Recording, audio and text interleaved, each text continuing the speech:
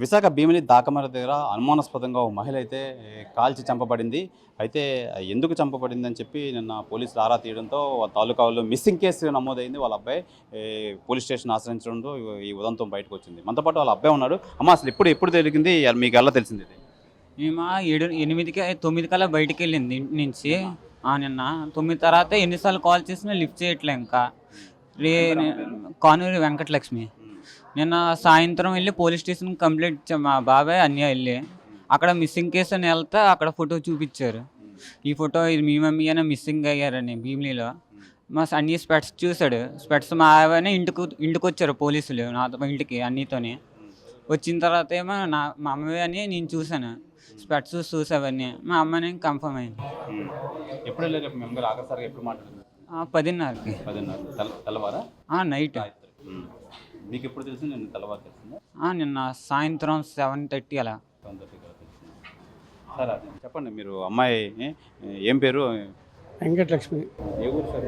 మాది గంగచోలపెంట. ఎక్కడ సార్ అది? గైతన మండలం, విజయనగరం జిల్లా.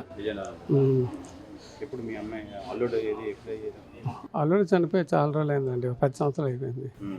మీరు ఇక్కడే ఉంటున్నారు అమ్మాయి? లేదు సార్, మేము గంగచోలపెంటలో ఉంటున్నాం. విషయం తెలిసిన తర్వాత విషయం తెలిసిన వచ్చినాం.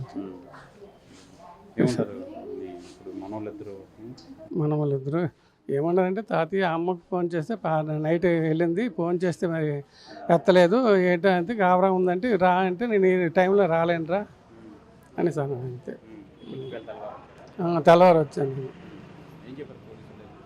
నాకైతే ఏం చెప్పలేదండి, ఎవరిని కలవలేదు కదా, నేను తెల్లవారు వచ్చాను. నేనైతే ఎవరిని కలవలేదు. ఏమవుతారండి మీరేమవుతారు?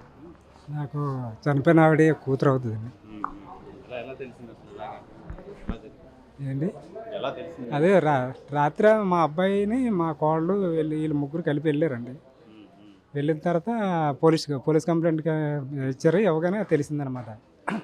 తెలియడం వల్ల అప్పుడు ఆ వార్తను మాకు తెలిసింది. నేను రాత్రి 9ంటికి వెళ్ళి వచ్చానండి ఇంటికి. వచ్చిన తర్వాత తెలిసిందండి. అంతే, ఇలా జరిగింది. అప్పుడు మా అన్నయ్యకి ఫోన్ చేశాను. ఫోన్ చేస్తే అతను కూడా